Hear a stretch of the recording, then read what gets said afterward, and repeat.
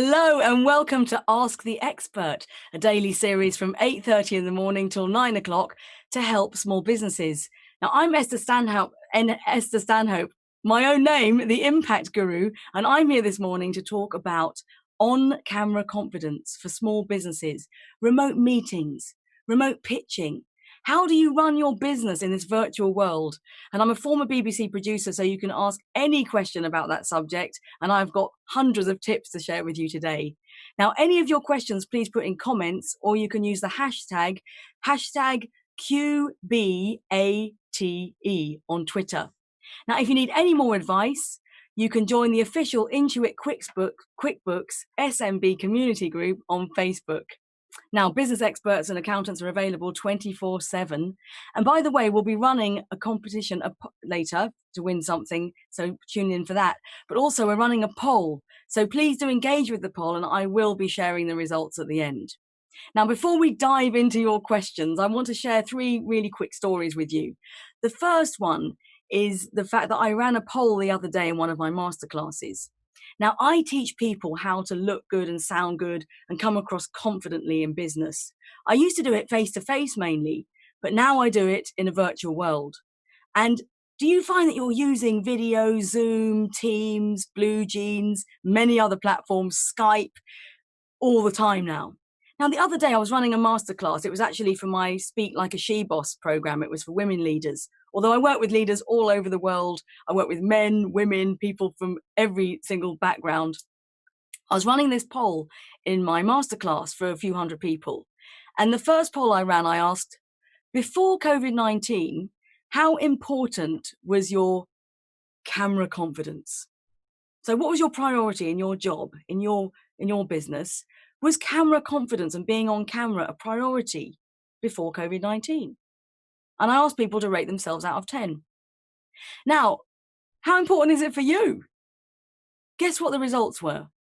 Most people wrote, before COVID-19, I call it BC, most people wrote 1 out of 10. 1 out of 10 priority for camera confidence.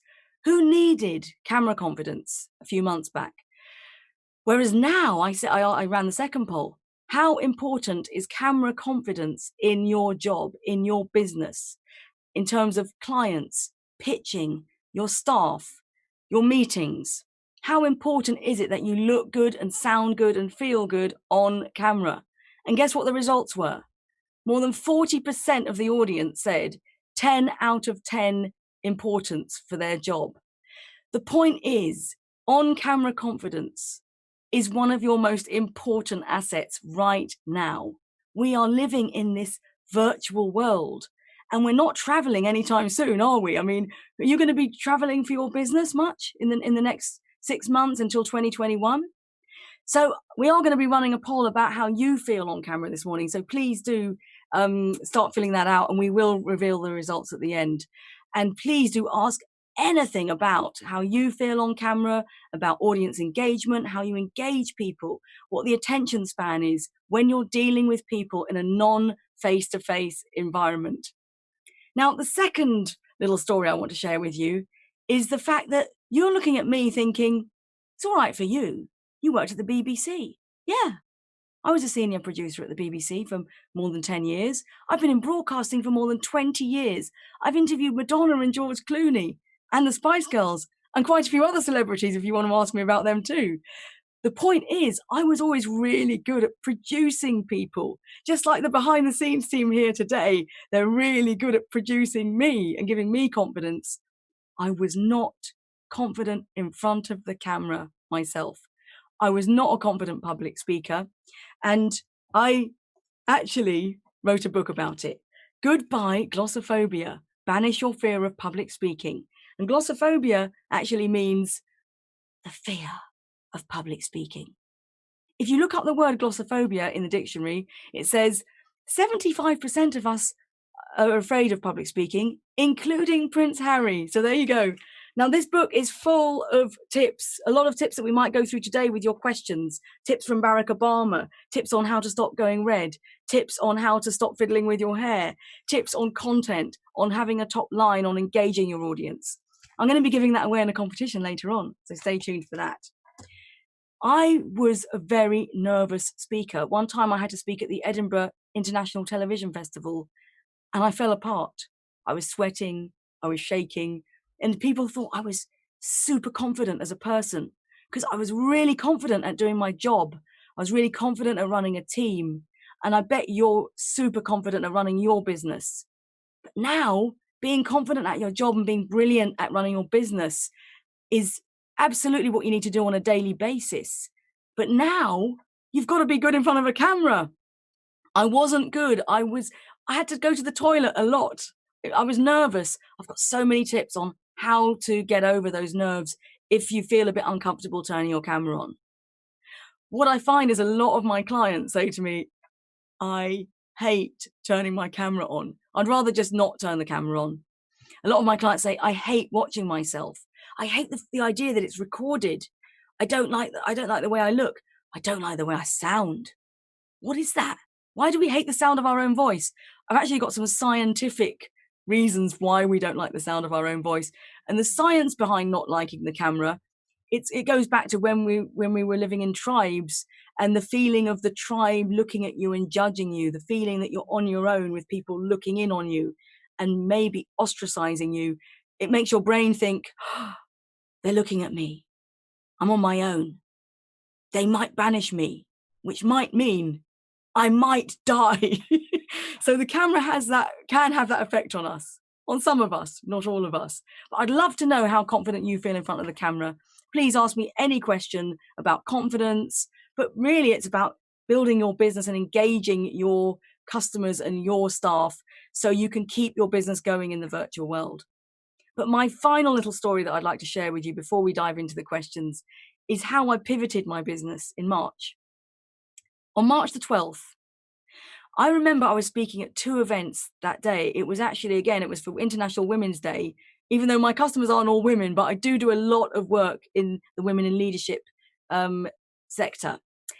I was walking across London Bridge because I was speaking at an event once north side of London Bridge, and I had to speak in Ropemakers Hall, I think it was, at quite a large event on March the 12th.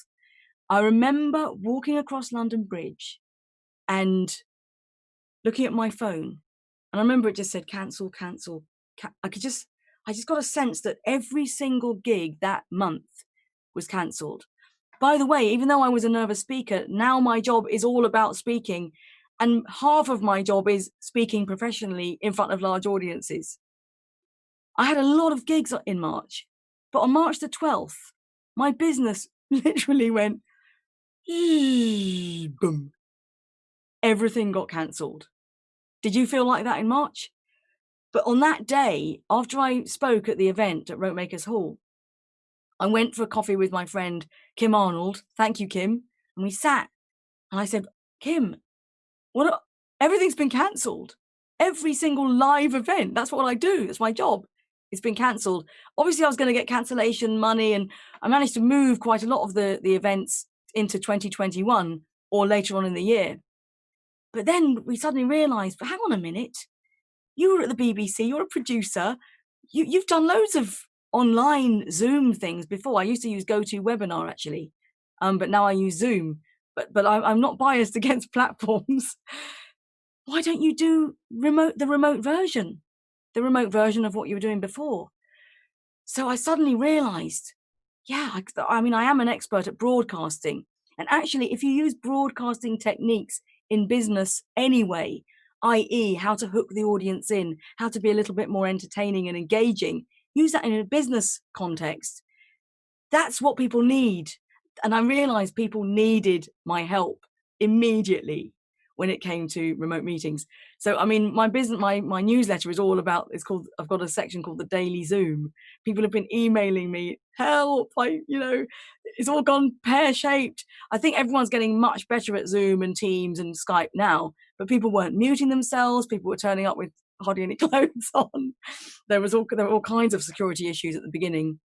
But quite a lot of the time, people would ask me questions about how do you interrupt somebody if they don't stop?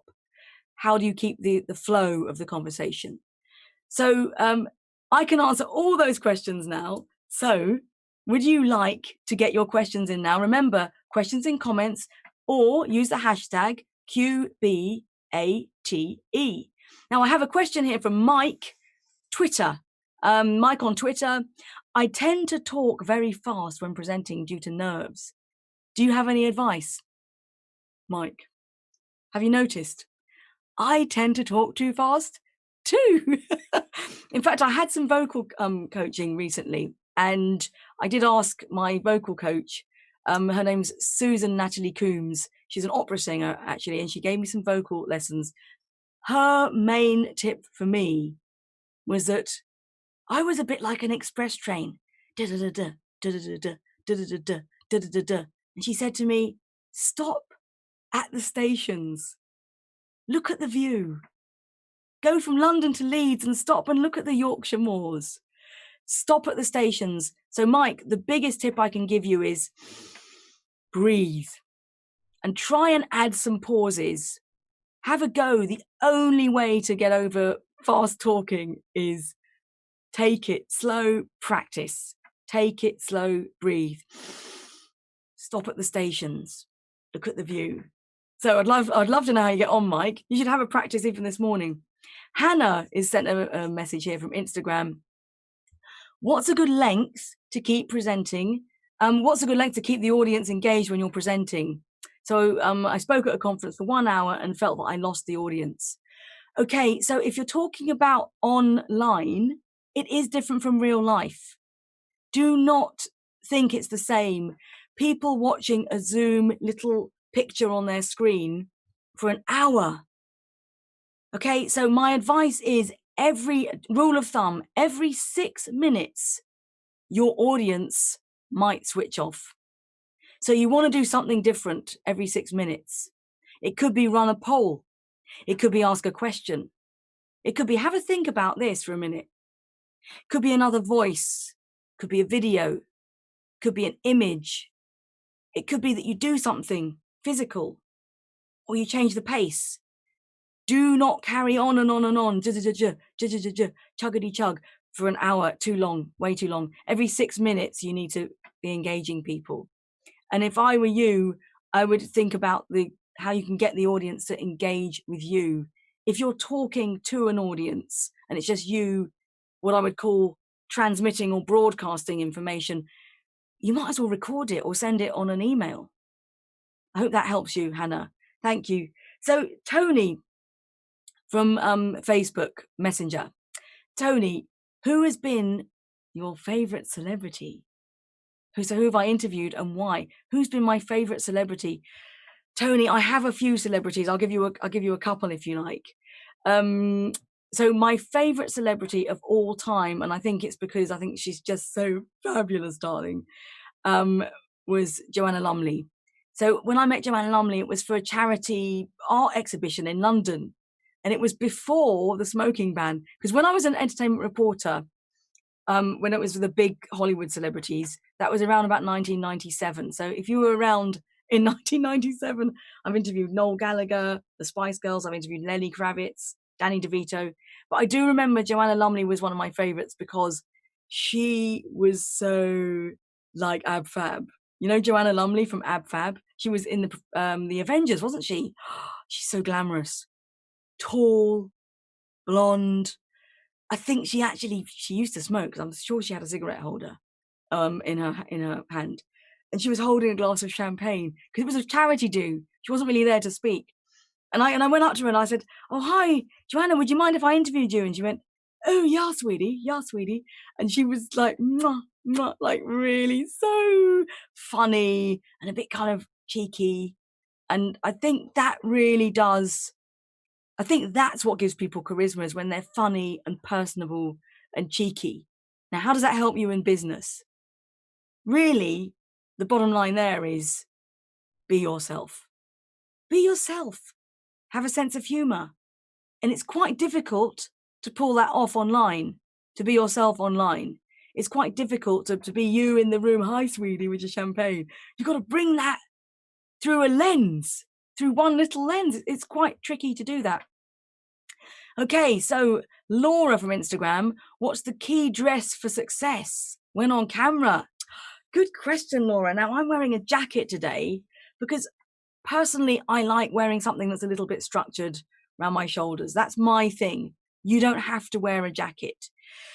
I've got some horror stories, even from Hollywood moguls I've heard firsthand. People have been spying all over the world for me and telling me stories. So the main thing is that what you wear is the impression that you're going to give. So if you look like you've just rolled out of bed, and it's your internal meeting, maybe it's fine. If you've got a pitch, don't wear your pajamas. If you've got a pitch, you want to look groomed. So I call it the Zoom groom, okay? Hair, wardrobe, makeup. Yes, just think about it. What would you wear? Hair, wardrobe, makeup. But a couple of little rules there, rules of thumb. A really, really good rule is a splash of colour. A splash of colour. So I'm wearing blue. This blue is actually it's more bright than you probably can't see it really clearly. But a white, break up blocks of colour with accessories. So for men, you don't really want to wear just a white t-shirt. I think probably a shirt's better just because it looks smarter. A splash of colour for men, I would kind of wear blues, or try and avoid white, just white and just black. White doesn't actually sit very well with the camera if it's plain, because cameras don't really like having to deal with white balance, which it kind of drinks all the light.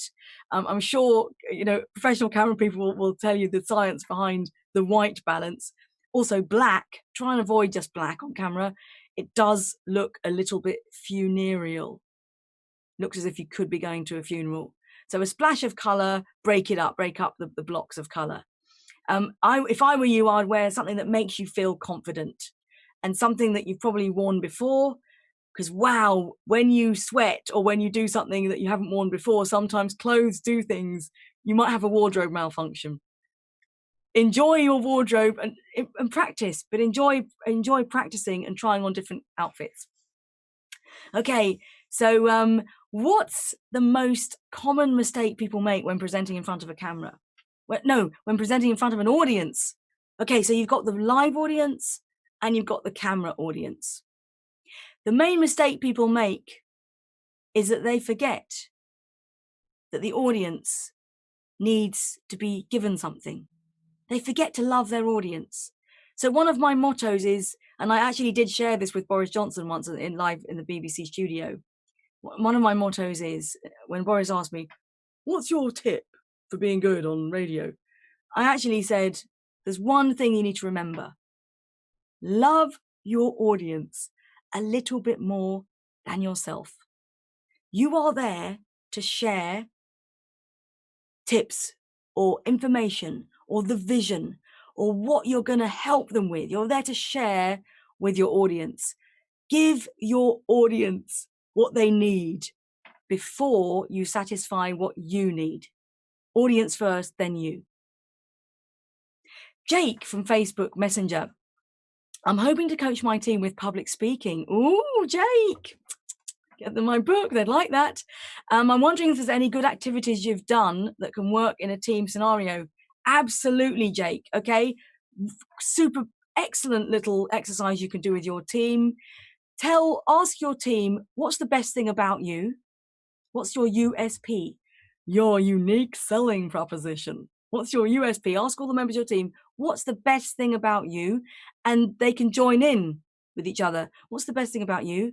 And then what life story, a short story in your life, what would illustrate that USP?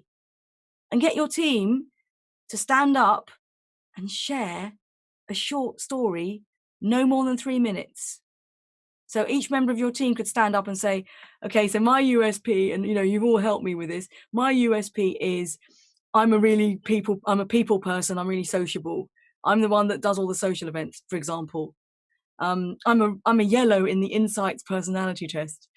I'm a people person, and I'll give you an example. The first time I had to arrange the away day, XYZ. So that would be a really good group exercise. Good luck with that, Jake. I'd love to know how it goes. So I'll send you my email. You can let me know how it goes. Camilla from Instagram. I've heard that it's good to add an extra layer of makeup when presenting in front of the camera. Is that true? Camilla, an extra layer of makeup. Oh, I don't know what kind of layer you mean. Do you mean primer? Do you mean foundation? Men can do this too. Men wear makeup on television and powder. Okay, this is a really good tip for men and for women. Makeup. Now, for women, you probably might have an undercoat like a primer, or you might have a layer of foundation. Men may not feel comfortable putting foundation on, although there's nothing wrong with wearing makeup on camera, because you do look better in front of a camera without blemishes. Okay, but a really good tip, Camilla, and a really good tip for men, invisible translucent powder. Okay, this is Laura Mercier, but you can get it from MAC, you can get it from any brand, from Boots, you can get it from Bobbi Brown. Okay, loose powder, brush. Right, this is risky now, but just a layer of loose powder, it stops the shine. And if you've got a bit of a shiny head, ladies and gentlemen, bit of a shine there, shiny forehead, a bit of powder will stop the shine. So I would absolutely recommend, Camilla, an extra layer of powder. And the translucent powder is really good because it stops the makeup coming off. Rachel from Twitter. I want to learn how to sell myself better in interviews as well as in the boardroom. Rachel, well done. You're not alone. I'm sure lots of people want to sell themselves better in interviews and in the boardroom. Do you have any books or courses to recommend? Rachel, absolutely. Well, first of all, my book more or less covers every tip that you'll need. I've actually got a Women in Leadership course this summer called Speak Like a She-Boss. Again, my email will come up at the end. If you want to drop me an email, I can send you the details on that. You're absolutely right. Selling yourself in interviews, online and boardroom scenarios, you have to ace it. And you know what? The good news here, Rachel, and the good news for you is you can ace it relatively easily if you know some of these tips. I was not a natural on camera and in front of an audience. I used to flounder, speak too fast, sweat, shake, break out in a rash, forget my lines. My brain would go, ooh, can't remember. I would get nervous. And then your status goes down, as in you don't come across as credible with gravitas. Obviously, I knew how to give people credibility and gravitas, having worked in a senior role at the BBC with the likes of the British prime ministers and politicians and business leaders live on air. But actually, I had to learn myself how to do it. There are some pretty simple tips, and I'll give you a couple now. One is that you just own your space, both physically and mentally. So sit up straight, give yourself some physical space, take your time, but also mentally, what's your topic? What do you stand for? What area are you owning? Are you the business? Are you the new business person? Are you really good at networking? What's your thing? What's your USP? I've talked about USP already, your unique selling point. What is it about you? What are you really good at? And it's about really owning that. And that's a really good tip for you, Rachel. But I'll give you the details of my course at the end. Jenny from Facebook. Do you have any tips with controlling hands when talking or presenting? One of the most frequently asked questions I get across the world, across the board, whether it's lawyers in Harvard University, whether it's Oxford University, whether it's pharmaceuticals in Australia and Poland, the biggest question I get all over the world is, what do I do with my hands? Now, I do actually have a couple of videos on YouTube explaining what to do with your hands. A general rule of thumb is you don't really want to choreograph them. You don't really want them to be too overly, you don't want to be gesticulating all the time. A general rule of thumb, if you're standing in front of an audience, a live audience, a general rule of thumb is have a parking place for your hands. So a really good parking place would be something like I used to say this, if in doubt, grab your middle finger. Now, it's slightly different if you're sitting in a kind of Zoom or Teams or Webex meeting, but if in doubt, grab your middle finger. If you want to do nothing with your hands and be neutral for a minute, Rest them on the desk. Just rest them on the desk. Try not to bang them or fiddle. Having a pen in your hand can be bad. Try not to fiddle too much. Just try and park them somewhere neutral. Again, hands are a tell, as in a body language. We call it sometimes non-verbal leakage. What happens with your body when you're under stress is it does things that you don't really want it to do. So a really good thing would be to organize your nerves by breathing. When you find yourself a good solid base, a good physical place to sit, consider your whole body. Just put your hands somewhere neutral, breathe. Breathe out. I was talking to the team earlier, breathing out gets rid of cortisol, which is the stress hormone. Breathing out before a meeting, before a presentation, before a pitch will calm you down. Your whole body will calm down. That will calm your hands down. But try it, be yourself. You know, I'm using my hands now. It's quite nice to have a bit of hand movement in your communication. Elise from Twitter. Would you say men are better at selling themselves than women and come across as if they have more confidence? Oh, we should do a poll on that, shouldn't we? Okay, my quick answer to that is yes, in my experience, men come across as more confident than women sometimes. In my experience, women do struggle with confidence. And women tend to think, oh, I'm not really good enough. Oh, I don't like the way I look. Men are more likely to say, I don't really care that much about how I look. I'll just get on with the job and I might just take a punt.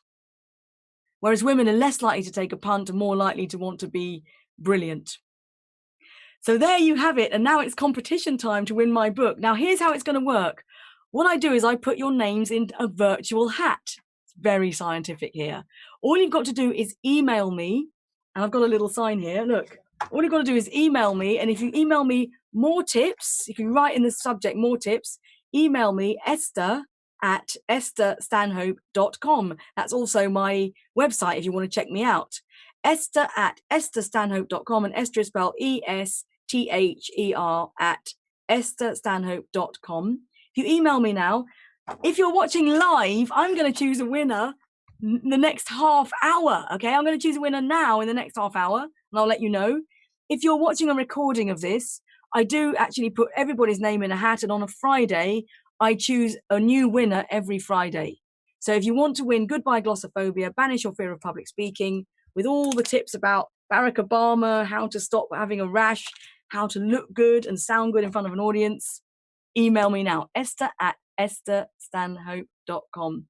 Okay, coming up tomorrow in Ask the Expert, you've got Sean Goldsmith, who's a special advisor to Franchisors, and he also works with large corporates. He's a mentor, he's a coach, he's a non-exec, and he's currently offering strategic and planning advice. You should definitely tune in for Sean tomorrow. Make sure you tune in and make sure you get your questions in early at #QBATE. Remember, if you need any more advice, the official Intuit QuickBooks SMB community group is on Facebook. Remember, business experts and accountants are on hand 24/7. And now it's time to look at the poll. We're going to have a look at the poll and react to the look at what you said. So what is the end result of the poll? Thank you so much for tuning in. You're going to really enjoy Sean Goldsmith's advice tomorrow. It's been a real pleasure answering your questions, and I'll see you again soon.